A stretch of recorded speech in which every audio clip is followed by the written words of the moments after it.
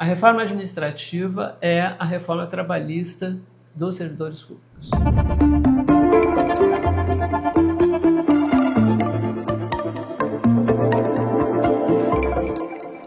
Os servidores públicos não podem ser comparados a nenhum outro segmento de trabalhadores do setor privado. Por quê? Porque são diferentes mesmo. E a principal diferença é que o servidor público trabalha para produzir bens públicos, portanto, bens que não geram lucro e nem devem e nem podem gerar. Por quê? Porque eles estão ali sendo produzidos para atender às necessidades sociais. Eu sou professora Graça Druck, professora da Faculdade de Filosofia e Ciências Humanas da UFBA, uma longa trajetória aqui dentro do Departamento de Sociologia, especialmente minha área de pesquisa é Sociologia do Trabalho. Tenho pesquisado mais recentemente sobre o teletrabalho no serviço público e nas universidades federais. Existe um processo, especialmente a partir dos anos 90, do início dos anos 90, em que tem o projeto neoliberal no Brasil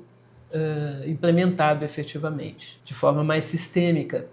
E uma das transformações mais importantes foi exatamente do Estado, da reestruturação do Estado. E isso se deu de várias formas, desde os processos de privatização de setores e empresas públicas, e do processo de reforma do aparelho de Estado, com a reforma feita em 1995, que depois gerou a Emenda Constitucional de 98, que é uma reforma administrativa, talvez das mais radicais na história de todas as reestruturações que o Estado brasileiro sofreu, dentro bem dos moldes neoliberais. Ou seja, uma reforma que atende a uma transformação que o Estado e os Estados em geral, especialmente no caso brasileiro, sofrem em termos de uma forma de gerir, de constituir a gestão e a organização do trabalho no serviço público em geral, que tem como inspiração a lógica empresarial. Ou seja,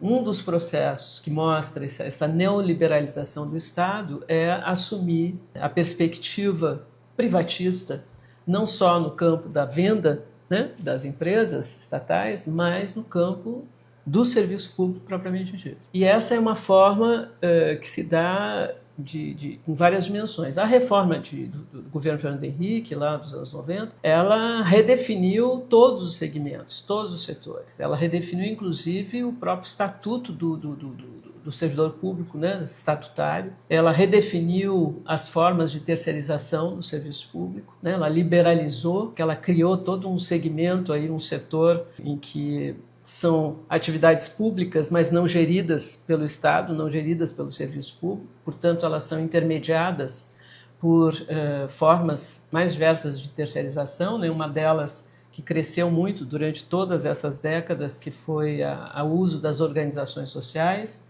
especialmente na área de saúde, e que é uma forma de terceirização, e, ao mesmo tempo, um processo em que há sempre uma tentativa, desde aquela primeira reestruturação, lá dos anos 90 até os dias de hoje, alterar radicalmente o estatuto do servidor público estatutário, propriamente dito. Aquele que entrou para o concurso público, né, e que tem estabilidade e que, portanto, tem uma regularidade, né, na sua profissão, na sua função, no seu trabalho, e isso tem impactos fortes no campo dos serviços públicos prestados. Então, o que me parece é que a gente vem, desde daquela época, sofrendo esse processo de transformação do Estado. Mesmo tendo alterado em conjunturas diferentes aí de governos com um espectro mais progressista, mais de esquerda, não houve nenhuma contra-reforma àquela, no sentido de criar um outro tipo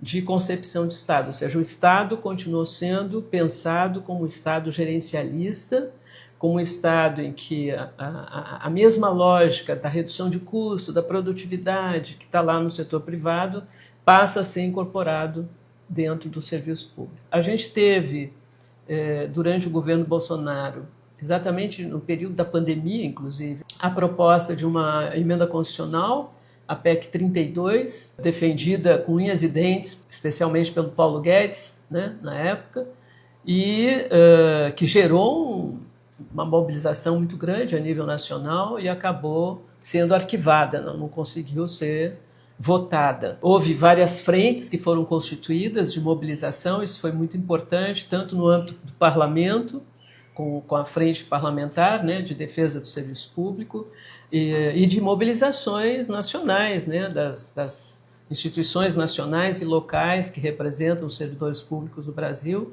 Teve várias manifestações, né, nacionais, locais, teve manifestos, teve abaixo-assinado, ou seja, teve uma pressão também muito grande sobre o próprio parlamento e inviabilizou a votação da PEC 32. Passado esse processo, entrou o novo governo, a eleição do governo Lula, que começa lá em 2023, e o que a gente vê de lá para cá são dois movimentos, eu diria muito resumidamente. Um movimento que é uma nova PEC no âmbito do parlamento, proposta pelos setores mais da direita, né, do centrão da direita, ou mesmo da extrema-direita, que é uma reprodução do que foi a PEC 32, ou seja, é um processo de pensar o Estado como empresa, né, pensar o Estado como aquele que oferece serviços e que os servidores que constituem esse aparelho são servidores que vão disputar entre si, que precisam ser estimulados, né, para produtividade, para alta produtividade. Então, toda uma lógica empresarial que estava lá nos anos 90, que estava na PEC 32 e está na PEC 38. E, mais uma vez, a questão fundamental é a questão da estabilidade. A discussão está em curso, ela não foi retirada ainda da votação dentro do Congresso, mas eu acho que ela está inviabilizada, pelo menos conjunturalmente, por conta do processo que se abre esse ano de eleições. Por outro lado, o segundo movimento, e é esse que me preocupa mais, é como que se observa uma certa continuidade no tipo de lógica, no tipo de concepção de Estado e de reestruturação do Estado brasileiro no período atual, mesmo através do governo Lula. Foi criado o Ministério de Gestão e Inovação, que todo mundo conhece, já negociamos com o Ministério nas greves, né,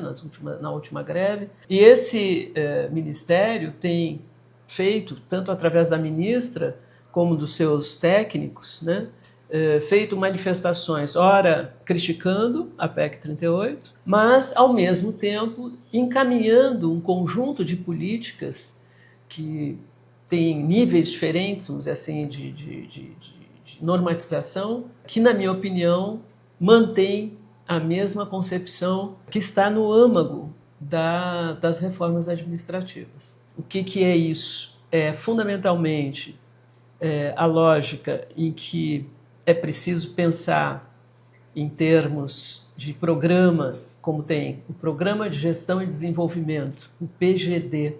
É um programa proposto lá no governo Bolsonaro e que o governo atual não retirou, manteve com algumas alterações pontuais, mas ele tem uma questão, e dentro do Programa de Gestão e Desempenho ele tem a questão das normas para o teletrabalho, como que o teletrabalho deve ser implementado dentro das universidades, dentro do serviço público em geral. É a lógica do produtivismo, da redução de custos, do desempenho, das avaliações de desempenho, do estímulo à produtividade a partir de bônus, a partir de medir, inclusive, né, as atividades do servidor público. Então, a gente observa que está ainda em pauta, né? Está ainda funcionando o mesmo tipo de concepção que é de um Estado tipicamente neoliberal. Para fechar ainda essa questão, nenhuma medida tem sido tomada em relação à questão da estabilidade. E o que eu quero dizer com isso? Que a estabilidade do servidor público ela vem acabando na prática há algumas décadas, desde a reforma dos anos 90. Como que ela vem acabando? Ela vem acabando com a substituição crescente do servidor estatutário por contratos precários. Contratos por tempo determinado, terceirizados, contratos CLT, estágios. Tem N modalidades que mais crescem hoje no serviço público, em termos de números, são exatamente esses servidores que têm esse tipo de contrato precário. em relação aos trabalhadores estatutários. Então, isso aí, portanto, já é, na prática, o fim da estabilidade do servidor. Todas essas reformas, as que estão em curso, né, dentro do serviço público, ou aquelas que querem formalizar através da mudança da Constituição, né, com emenda constitucional, elas têm a mesma motivação. Se tu lê, inclusive, os argumentos, tanto dos documentos da proposta de emenda constitucional lá da 32 ou agora da 38, os argumentos são os mesmos. É reduzir custo, reduzir, portanto, o custo da força de trabalho dentro do serviço público. E ela tem uma questão que já aparece isso, de fato, né, nas pesquisas que a gente tem feito sobre como é que evoluiu as condições de trabalho do serviço público, do servidor público em geral. E aí eu estou falando do servidor público que está lá dentro de todos os níveis federativos, né? O servidor público federal, o servidor público estadual e municipal. Diga-se de passagem, é importante que se saiba que 56%, por volta disso, dos servidores públicos existentes no Brasil estão nos municípios. E são exatamente esses servidores que ganham menos, que estão lá na ponta, na educação e na saúde, fundamentalmente. Nas pesquisas que a gente vem desenvolvendo, tem se mostrado a evolução de um processo de precarização crescente desse trabalho no serviço público, com a subtração de direitos mesmo. Como é que se dá essa retirada de direitos? A retirada de direitos se dá em função de que tu tem esse processo que eu acabei de falar anteriormente, da substituição do servidor estatutário por contratos precários. Então, e cada contrato precário, tu tem uma situação em que direitos menores, né? Menos direitos. Essa é a regra. E nesse sentido, é como se os servidores temporários, CLT, terceirizados, né, de OS, né, de organizações sociais, essas várias modalidades, tanto de terceirização como de contratos precários, eles, embora sejam servidores públicos, eles são, porque a atividade deles é prestar serviço público, é produzir bens públicos, mas são mal remunerados, não têm nenhuma garantia de permanecer no emprego, têm contratos por tempo determinado. No âmbito da saúde, a coisa é tão grave que tem gente que trabalha sem contrato, ou seja, sem nenhuma formalização. Isso no campo da saúde, especialmente nas áreas municipais do SUS, né, do nosso Sistema Único de Saúde. Assim como a reforma trabalhista de 2017, né, retirou direitos, arrebentou com um conjunto de frágeis direitos ainda, né, se a gente pensar o que é a CLT no Brasil, mas ainda assim tu tinha um sistema protetivo do Estado brasileiro em termos de direitos trabalhistas e sociais. Com a reforma trabalhista, isso foi retirado. O grande argumento do empresariado e todos os defensores da reforma era que ela criaria empregos. E ela não criou. Nós estamos hoje com todo mundo fala com a voz muito grande, muito empolgada, que nós temos os menores índices de desemprego e tal no Brasil, né, dos últimos tempos. Mas veja, no caso do Brasil, nós temos, na realidade, um índice de desocupação, que é diferente de desemprego. É porque o IBGE, inclusive, que faz o cálculo disso, mudou, né, a metodologia e o conceito. Então, desocupado e desempregado são coisas diferentes, assim como ocupado e empregado são coisas diferentes. O empregado é aquele que tem algum contrato formal de trabalho, em geral com cobertura social. O ocupado são todos que trabalham, mesmo em condições precárias, na informalidade, no caso dos entregadores de aplicativo, que são considerados autônomos, mas que na realidade são trabalhadores, né? Ou seja, então o que cresce no Brasil é essa ocupação, a ocupação sem direitos, a ocupação sem proteção social. Agora nós estamos em uma situação em que, eu diria assim, nós vamos chegar, se isso for aprovado, nós vamos chegar no auge da reforma trabalhista de 2017, que é o que está sendo discutido e para ser definido pelo Supremo Tribunal Federal, STF, que tem tomado decisões e julgamentos todos contra o trabalho, contra os trabalhadores, né?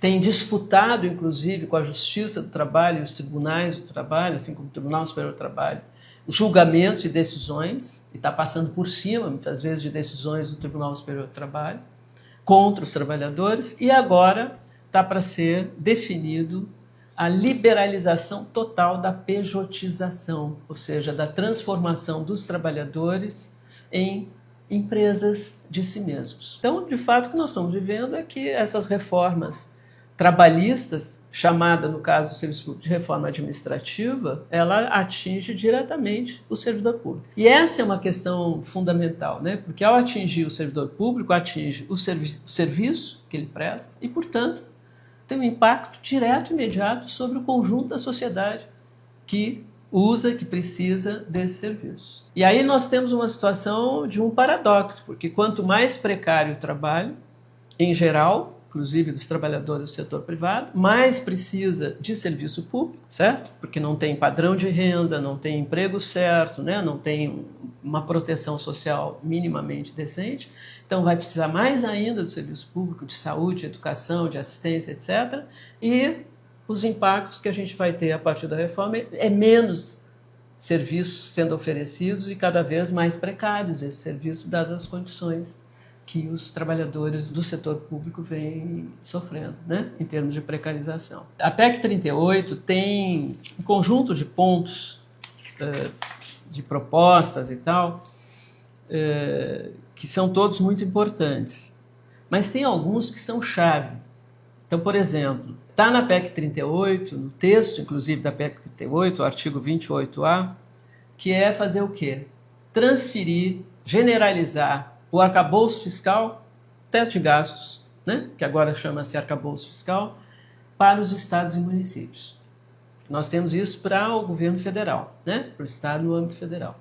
Então, vai agora gerar isso para os estados e municípios também. Agrava mais ainda, portanto, o limite que está dado para a implementação de políticas públicas, de políticas sociais, né, chamados gastos sociais. Porque toda a discussão aí do arcabouço fiscal é essa, né? É uma discussão que diz que o governo precisa equilibrar as contas públicas, portanto, é ajuste fiscal permanente. Esse ajuste fiscal vem também desde os anos 90, lá do governo Fernando Henrique Cardoso. Toda a discussão é que o grande problema é a crise brasileira, uma crise do Estado, era uma crise fiscal, e que, portanto, para corrigir, era o quê? Reduzir os gastos. Nenhuma linha, nenhum limite ao gasto maior, ao custo maior que o Estado brasileiro tem, que é a dívida pública, a transferência de recursos públicos para as instituições financeiras. Aí não tem nenhum limite. E essa dívida, nós temos vários dados sobre isso, né? O pessoal da auditoria da dívida tem produzido muita coisa sobre isso, mostra que ela só cresce, ela não tem como diminuir, porque é um processo, né, de especulação financeira em cima dos juros, então ela não tem como diminuir. E ela não diminuiu nunca, nem da época do Fernando Henrique até os dias atuais. Ao contrário, ela aumenta. Então, tu tem um Estado também capturado pelo sistema financeiro, pelo mercado financeiro, que impõe essa dinâmica. E isso tem, evidentemente, ocasionado essas reformulações todas do Estado. E aí, né, mais recentemente, na PEC 38, ainda tem uma questão que a imprensa, a grande imprensa corporativa, tem contribuído, que é justificar que a PEC 38 viria para moralizar os benefícios, os privilégios, os altos salários, né, dentro do serviço público. E isso é um negócio pouco sustentável, né, porque quando tu pega os dados, as informações, os estudos, as pesquisas, enfim, que a gente mostra, que mostram que, por exemplo, nós temos hoje 62% dos servidores, estou falando dos federais agora, só dos federais, 62% dos federais ganham até R$7 mil, diante de médias salariais de 4.850 de servidores estaduais, né? Para o Estado, a média salarial, aí, média, hein? De 4.850. E entre os municípios, a maior parte dos servidores municipais, a média é de R$2.800. Então, quando tu vai nesses dados das pesquisas, tu vê que essa história, essa conversa de que os pendurucalhos e os altos salários, etc., para limitar, tudo bem, tem que limitar mesmo, tem que acabar, né? Especialmente dentro do Poder Judiciário, que é onde estão os salários mais altos, onde são os pendurincalhos maiores, os benefícios maiores, etc., etc. Tudo bem, tem que redefinir isso tudo, porque há uma desigualdade muito grande também, né, entre os servidores dos três poderes. Então, isso é uma questão que está posta lá na PEC 38. E mais, com um tipo de proposta de avaliação de desempenho dos servidores públicos, que consta no Programa de Gestão e Desempenho, que o atual governo continua propondo, que é uma avaliação exclusivamente individual. Esse Programa de Gestão e Desempenho, ele não é obrigatório, mas ele é por adesão. Mas a adesão é individual. Individual, que eu digo, é a instituição, dentro da instituição, o setor pode aderir individualmente, e dentro do setor o indivíduo, o servidor, que ele vai ter que assinar, ele individualmente, um termo de adesão. Ou seja, um comprometimento e uma estrutura toda individualizada. Quando o serviço público, na sua essência, é um serviço de cooperação coletiva. Não tem como exercer função pública em nenhuma área, nem na saúde, nem na educação, em nenhuma área. Tu tem como exercer um serviço público individualizado. E é por isso que tu também não pode cobrar produtividade e desempenho individual dos servidores públicos. Porque não é assim que funciona. Só funciona através da cooperação. Essa tem sido assim, a característica fundamental e a diferença fundamental de quem está no serviço público e quem está no setor privado. Isso tem, evidentemente, um impacto, né, enorme para o conjunto da sociedade que utiliza o serviço público. Por quê? Porque quanto mais precário as condições de trabalho, as formas de contrato, esse processo todo de instabilidade, né, que se tornou permanente através das diferentes formas precárias de contrato, isso tem um resultado imediato na prestação do serviço público e, portanto, é um problema público, é um problema social. Por isso que eu sempre digo, vou fechar com isso, eu acho que a discussão toda sobre o serviço público, a reestruturação, as reformas, o investimento, as políticas públicas, esse debate todo mais geral sobre o arcabouço fiscal, a crise fiscal e essa lógica neoliberal, não é uma questão só para Andes, nem uma questão só para a FASUBRA, nem uma questão só para as instituições sindicais de representação do serviço público. É uma questão para o conjunto da sociedade.